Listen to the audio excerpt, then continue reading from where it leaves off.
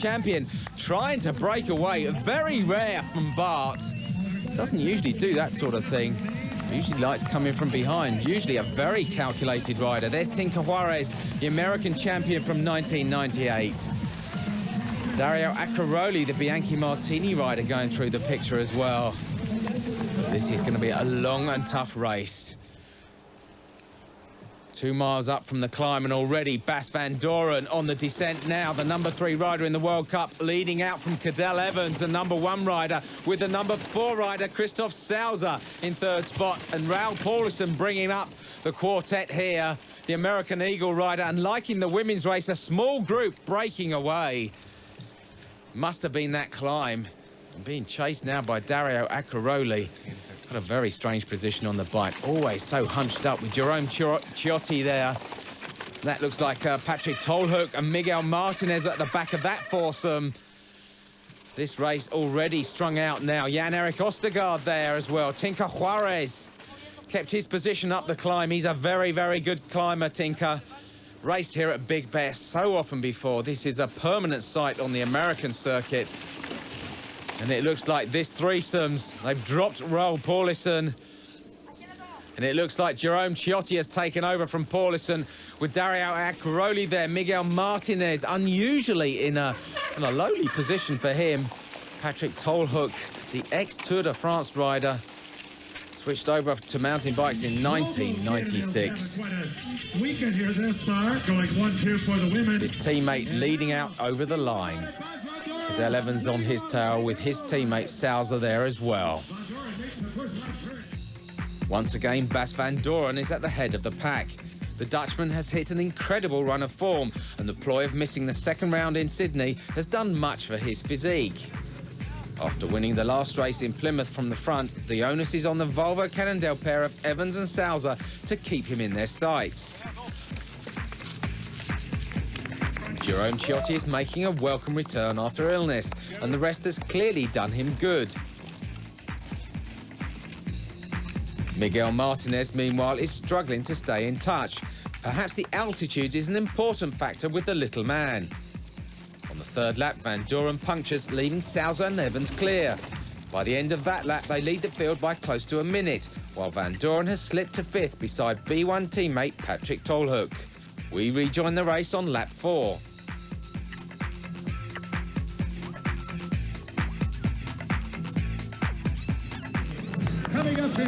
Back with the leaders, Cadel Evans and C.Sauser, and yet again a Volvo 1-2. Will they be able to replicate what happened in the women's race?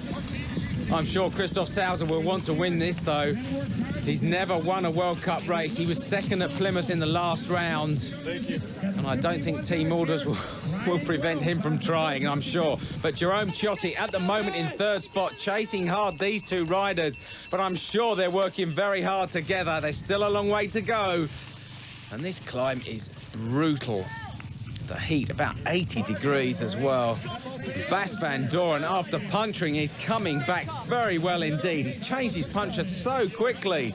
And Miguel Martinez managing to stay on the tail of Patrick Tolhoek, but clearly not at his best. But these 2 riders are Cadel Evans and C.Sauser. Cadel Evans never seems to not race a bike.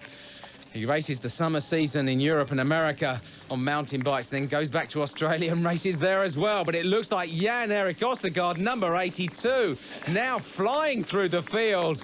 I think he's past Philip Meerhager, who had a puncture earlier in the race. Raul Paulison, I think he punctured his lungs, actually. He was in the lead group first of all, but has dropped back, as has this man, Miguel Martinez. This is so unusual, clearly suffering on this climb. You wouldn't think so for such a short, tiny man, but clearly affected by this altitude.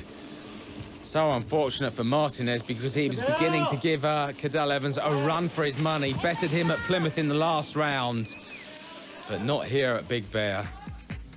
With 2/3 of the race gone, Evans and C.Sauser look set to give Volvo Cannondale an unprecedented 2nd 1-2 finish of the meet. The Swiss rider has always been considered one of the best young talents in mountain biking, and today may be the day he emerges from Evans' shadow.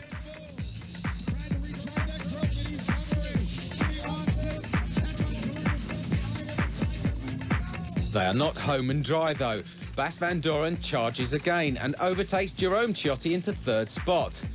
The Mountain Dew specialised attack is spearheaded by former Olympic champion Bart Brentjens after Philip Meerhager punctures, while Steve Larsen heads the home challenge and rises to 8th place.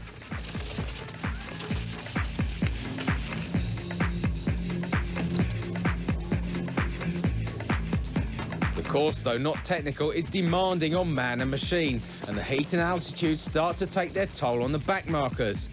After 5 laps, Van Doren has cut the Cannondale advantage to half a minute, but that's still quite a gap.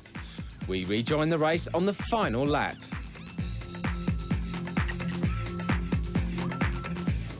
And back at the front with the Volvo Cannondale Challenge, number 1 and 4 in the World Cup. Will it be a first World Cup win for C.Sauser? Will Evans continue his dominance and win again in 1999? Who knows? Will there be team orders? We don't know that. But it looks like P.Tolhoek, the former Tour de France rider, is in third spot now. I think he might have actually dropped his teammate Bas van Doren, probably because Van Doren is very, very tired indeed, I'm sure.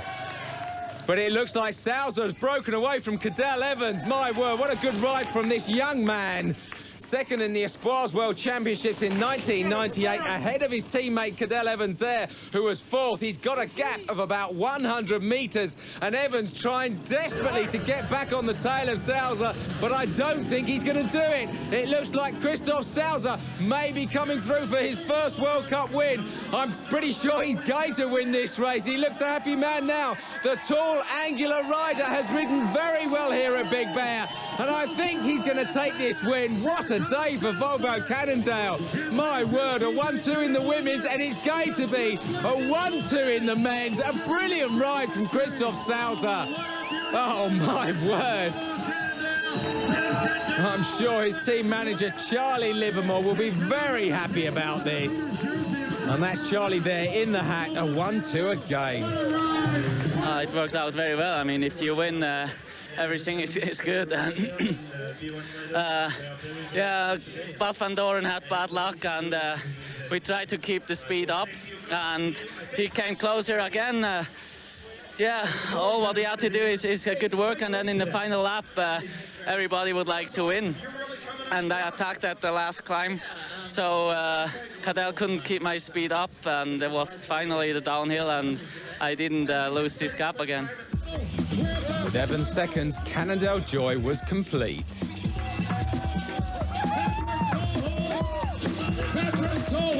Running at the front with a teammate, it's a great feeling. Of course I want to win, but hey, C.Sauser was a little stronger than me today, so be it. But you know, for the World Cup overall, it's better for both of us, and you know, maybe he'll move up in the standings. Volvo Cannondale were not the only happy team. B1 had P.Tolhoek third and Bas van Doren 4th. We were here for 2 weeks, for already 2 weeks, and I feel every day I feel a lot better. Lie a whole day on the bed, train just a little, and I feel very healthy now. So the battle of the champagne bottles pits Cannondale against B1, but perhaps we'll call this one a draw. The final spot on the podium went to GT's Jerome Ciotti. A long, long way back in 6th spot was Jan Erik Ostergaard of Denmark, a great result for the former world bronze medalist. In 7th place was Bart Brentjens, his best result since 1997.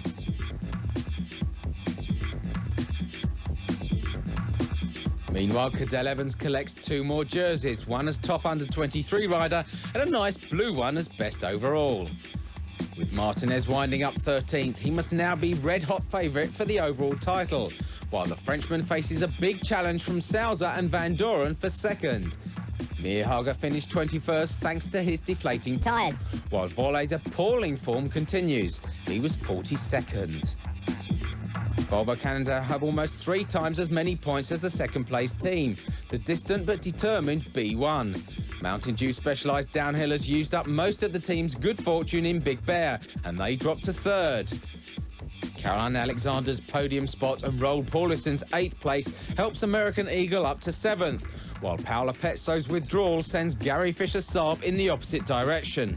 Runa Heudel's withdrawal means that Giant dropped to 9th. Next week, the cross-country circuit goes due north to Canmore in Canada, for the penultimate World Cup race of the season. My name's Mark Bicycle, and I'll see you then.